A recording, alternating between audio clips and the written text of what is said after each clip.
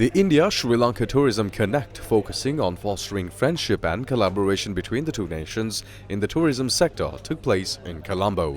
Tourism is central to Sri Lanka's economy. This week, we welcome our 2 million tourists and we expect 2.4 to 2.5 million arrivals by the year end, a historic milestone.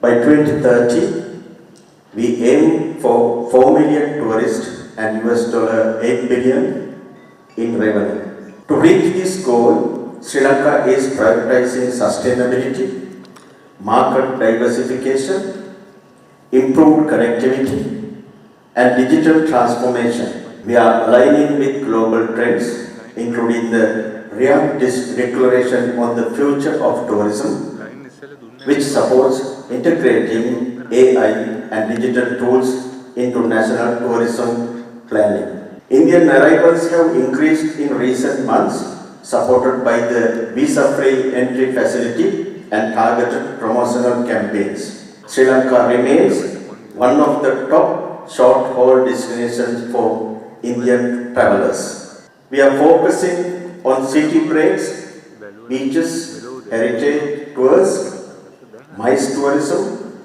destination weddings, film tourism, and cricket tourism. Our roadshows, B2B engagements, and airline partnerships across Indian cities continue to strengthen this momentum. Given our 2,500-year relationship, we see significant opportunity in religious tourism, including the Buddhist circuits and the Ramayana trail.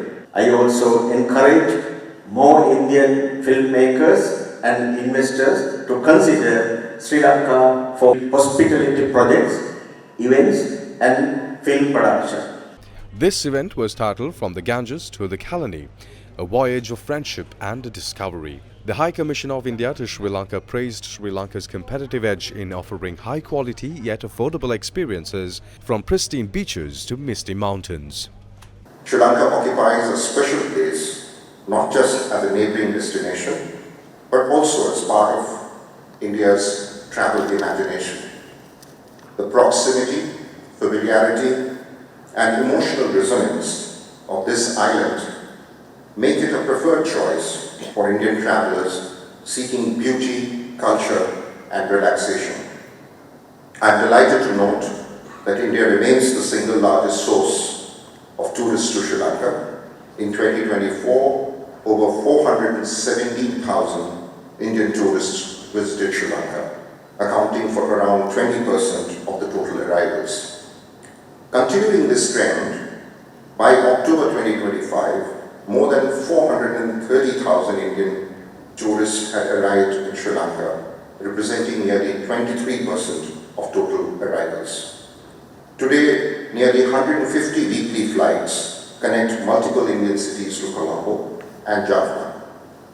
The resumption of the Nagapattinam-Kathisanthurei passenger ferry service has further deepened our people-to-people linkages. Additional maritime routes are also being explored.